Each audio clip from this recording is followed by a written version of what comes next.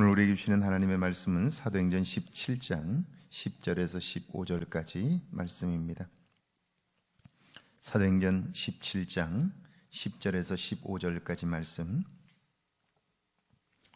우리 한 목소리로 함께 봉독합니다. 사도행전 17장 10절에서 15절까지 말씀입니다. 함께 봉독합니다. 밤에 형제들이 곧 바울과 실라를 베레아로 보내니 그들이 이르러 유대인의 회당에 들어가니라. 베레아에 있는 사람들은 데살로니가에 있는 사람들보다 더 너그러워서 간절한 마음으로 말씀을 받고 이것이 그러한가 하여 날마다 성경을 상고하므로 그 중에 믿는 사람이 많고 또 헬라의 귀부인과 남자가 적지 아니하나 데살로니가에 있는 유대인들은 바울이 하나님의 말씀을 베레아에서도 전하는 줄을 알고 거기도 가서 무리를 움직여 소동하게 하거늘 형제들이 곧 바울을 보내어 바다까지 가게 하되 실라와 디모데는 아직 거기 머물더라. 바울을 인도하는 사람들이 그를 데리고 아덴까지 이르러 그들에게서 실라와 디모데를 자기에게로 속히 오게 하라는 명령을 받고 떠나니라. 아멘. 하나님의 말씀입니다. 오늘 하루도 하나님의 은혜가 여러분과 함께 하기를 바랍니다. 개그맨 김병만 씨의 책 꿈이 있는 거북이는 지치지 않습니다 라는 책에 나오는 이야기입니다. 그는 다른 사람보다 많이 배운 것도 아니고 가진 것이 특별히 있는 것도 아니고 그렇다고 해서 자기만의 독특한 어떤 재능을 가지고 있는 것도 아니라고 말합니다. 그럼에도 불구하고 그가 자기 분야에서 성공할 수 있었던 비결이 뭘까? 그것을 그는 이렇게 이야기를 합니다. 한 번은 개그 프로그램의 감독이 그의 아이디어에 관해서 관심을 나타냅니다. 정말 좋은데? 이 아이디어 정말 좋아. 혹시 이런 것 더 가지고 있느냐고 그렇게 물어요. 몇 개나 더 가지고 있느냐고. 그러자 그 웃으면서 150개는 더 가지고 있습니다. 그렇게 이야기를 해요. 아니, 농담하지 말고 몇 개나 더 가지고 있어. 그러자 그는 자신의 아이디어 노트를 꺼냅니다. 그리고는 보여주는 거예요. 여기 보세요. 1번부터 150번까지 아이디어가 있습니다. 그래요. 그걸 본 감독이 깜짝 놀랐다는 거죠. 그는 자신을 거북이, 느림보 거북이라고 부릅니다. 이 말은 나는 토끼처럼 빨리 뛸 수는 없지만 쉬지 않고 기어갈 수는 있다. 그런 뜻입니다. 그래서 그는요, 자기 자신의 성공 비결을 묻는 사람들의 질문에 이렇게 대답합니다. 나는 될 때까지 합니다. 나는 쉬지 않고 합니다. 나는 뛸 수 없다면 기어서라도 갑니다. 그래요. 결국 그 마음 하나가 그의 삶을 바꾸었고 그 삶의 태도가 그를 성공으로 이끌었다 하는 이야기입니다. 바울과 실라가 데살로니가에서 말씀을 전할 때 그 데살로니가에 있었던 유대인들, 그들은 이 바울 일행을 죽이려고 했습니다. 동료들의 도움이 아니었다면 그들은 그곳에서 죽임을 당할 수밖에 없었을 것입니다. 13절이 그 말씀이죠. 데살로니가에 있는 유대인들은 바울이 하나님의 말씀을 베레아에서도 전하는 줄을 알고 거기도 가서 무리를 움직여 소동하게 하거늘. 자, 데살로니가에 있는 유대인들은 복음을 들을 기회가 있었습니다. 그런데 그들에겐 준비된 마음은 없었던 거죠. 그러니까 적어도 하나님을 믿는 사람이라면 하나님이 오늘 이곳에서 무엇을 원하실까는 생각을 해야죠. 눈앞에 벌어지는 작고 큰 사건들 앞에서 내가 먼저 판단하고 행동하기보다 하나님은 이 사건을 통해서 무엇을 내게 말씀하실까?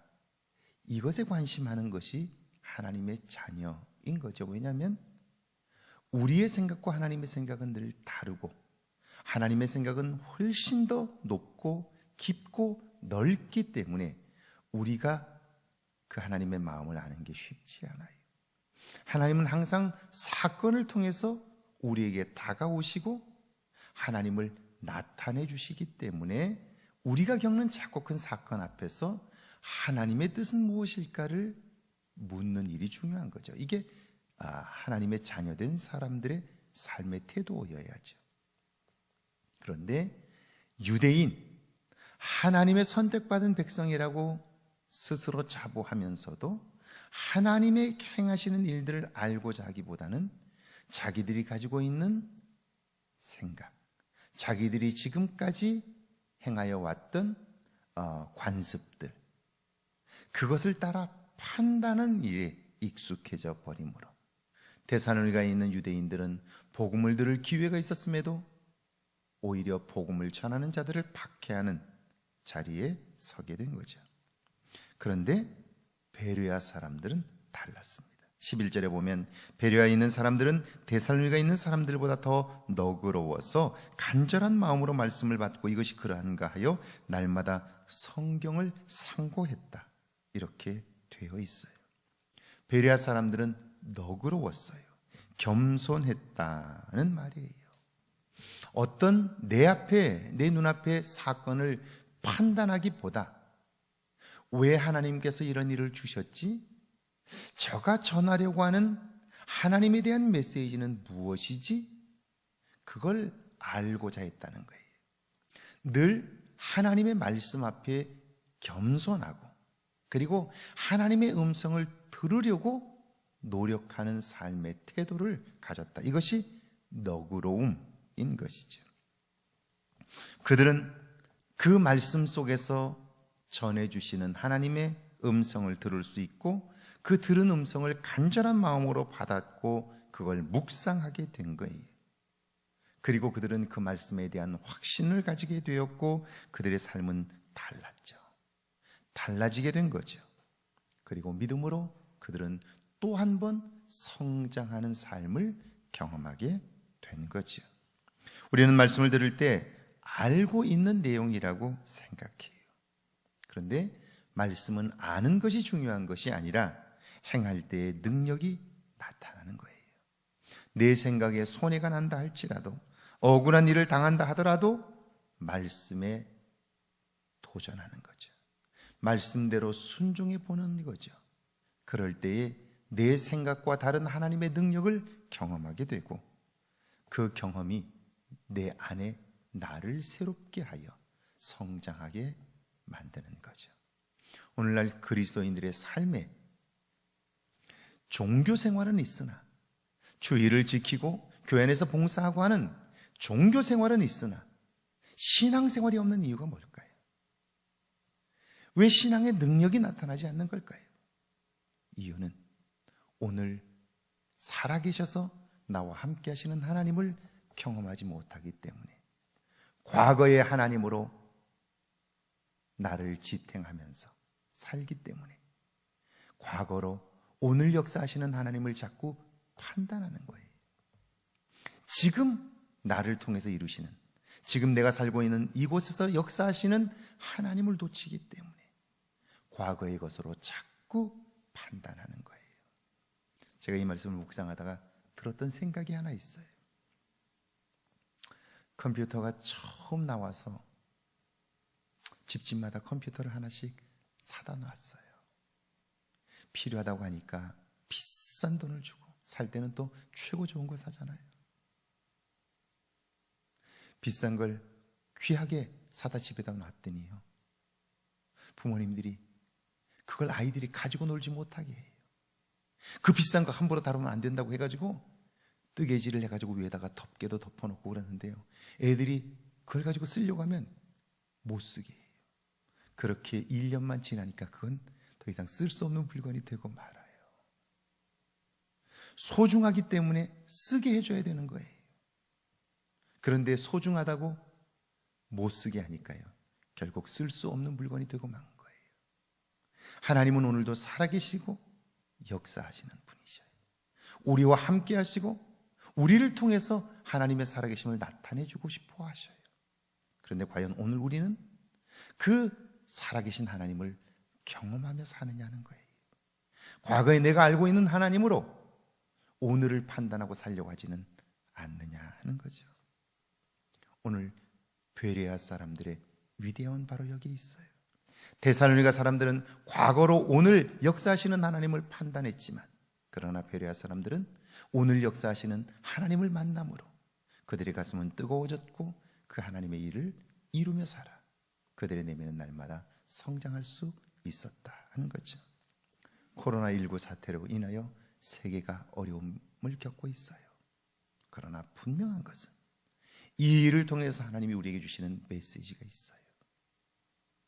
모두가 다 공감하는, 하나님이 하셨다라고 인정하지 않을 수 없는 사건 중에 하나가 꽁꽁 숨겨두었던 신천지의 비밀한 일들이 만천하에 다 드러났죠. 이 일이 아니었다면 그렇게 낱낱이 드러날 수가 없을 거예요. 하나님이 하신 일이죠. 그걸 보며 무엇을 여러분 느끼셨나요? 우리의 삶도 만 사람 앞에 낱낱이 드러날 때가 있을 거예요. 우리의 신앙의 실력, 우리의 믿음의 실력이 드러날 때가 있을 거다. 여러분, 그런 메시지를 듣지 않으시나요? 베레아 사람들은 너그러워서 말씀이 그러한가 묵상하고, 그렇다면 그 말씀에 헌신하는 모습을 보여주었어요. 우리가 본받아야 할 신앙의 모습인 거죠. 오늘 하루가 그 살아계신 하나님을 경험하는 복된 하루가 되기를 주의 이름으로 축복합니다. 우리 두 가지 제목으로 함께 기도합니다. 내 안에 하나님이 하시는 일을 받을 수 있는 마음을 준비하게 하옵소서. 들은 말씀을 행할 수 있는 믿음을 달라고요. 함께 기도합니다. 하나님 감사합니다. 죄를 사랑하사 함께 하시고 하나님의 도움을 얻게 하시나니 우리를 통해 이루실 하나님의 일들을 보게 하옵소서. 전능하신 하나님, 참으로 이 땅을 사는 동안 날마다 말씀에 묵상하게 하시고 오늘도 살아계신 하나님을 기억하게 하셔서 나에게 주시는 음성에 관심하게 하옵소서. 들은 말씀을 행할 수 있는 용기를 우리에게 주옵소서. 예수님의 이름으로 기도하옵나이다. 아멘.